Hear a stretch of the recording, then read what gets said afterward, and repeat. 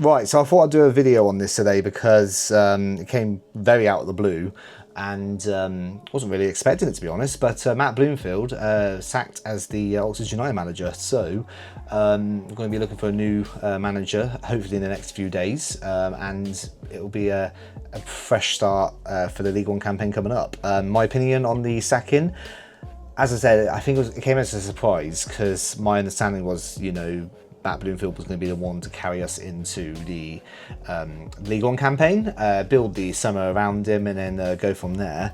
But I can see why the board have decided to go down this avenue, because evidently Matt Bloomfield's goal for us in the Championship was to keep us up. Obviously the damage was already done by Gary Rowett, but Matt Bloomfield, I think he had quite a few games that were really, really good, and a bunch of games that was good as well. Like March time was a fantastic time, but overall, it just wasn't enough to get it over the line, especially when it needed to be done towards the end of the season. Those displays against Wrexham was not good at all. So we'll have to see who they obviously replace. At the moment, the betting odds are a little bit odd because obviously it depends on who's betting who's betting what, and obviously manipulating the market. So you got the likes of Carl Robinson being the favourite at the moment, which is just completely not going to happen because we do not want to have Carl Robinson back as our manager for bloody Oxford. So we can scrap that one. But the name that a few people have mentioned and would be a fantastic pickup would be Dave Challinor. I don't know if I said that right. The Stockport manager for 5 years, I believe, departed after they lost in the playoff final against Bolton. And he has a really good track record of, with Stockport themselves. So that'll be a very good pickup for us to sign as our manager. So we'll have to see how it happens. There's a couple of other names out there that could potentially be an option. There's some names that I just don't think that they will be ones that we could sign, like Rob Edwards, Alan Sheehan, Dan Ferguson. Dan Ferguson, I don't really think that's one that we should be going for anyway. Alan Sheehan, we were linked with him beforehand when we were trying to get the replacement for Gary Rowett. That didn't happen. We got Matt Bloomfield instead. And Rob Edwards, he obviously went from Middlesbrough to Wolverhampton. He got sacked from Wolverhampton. He probably wouldn't take the step down to League One. So it's an interesting one for him as well. I think that would be a good pickup for us as well. But I can't see that happening. So hopefully we get Dave Challinor in, and we'll go from there. In terms of how this will affect the the summer transfer window, I believe there will be a couple of players that will sort of leave anyway, just due to how good they are and ultimately, where we are obviously as a League One club. Statistically, we should be actually the best League One club in the league, as we finished 22nd in the Championship. We should be up there trying to push for playoffs and possibly even automatic promotion. But it's going to be a tough league, of course. With Leicester and Sheffield Wednesday.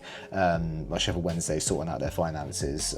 Leicester City, obviously a big team as well. So it's going to be a tricky league alongside everyone else. But if we get Dave Challinor in, I'm sure we can get some signings that will be quite interesting, and players that will want to work with Dave Challinor, possibly from Stockport themselves actually. But of course for Oxford we just need to sign a fantastic striker. I know we were linked with Connor Chaplin, who's a free agent at the moment. I wouldn't mind that actually, because I think in League One he'll do really, really well. And apart from that, it's just really, as long as we can keep the core of the team, that'd be fantastic. And whether the new manager's able to do that or not, we'll have to look and see. The trio that I would not want to leave at all, but will probably leave, will be Brian de Keersmaeker, Jack Curry and Stan Mills. And if we can keep at least one of those guys, I think I'll be happy with that. So, for example, Brian de Keersmaeker was linked with Derby, Stan Mills is linked with Stoke. If they both go, it'll be very, very sad, especially Stan, because he's fantastic. But if we can keep Jack Curry, I'll be very happy with that as well. Or, keep Stan, keep Brian, whichever way. And then just get the striker in and then go from there. So yeah, we'll see how it goes, and I'm not really overly disappointed with the decision to get rid of Matt Bloomfield. Wish it happened a little bit sooner after the season ended, but obviously the new chairman that we've got, the Slovenian guy, I can't remember his name at the moment, I haven't got it in front of me. He obviously is, not too keen onto the Bloomfield style of or this.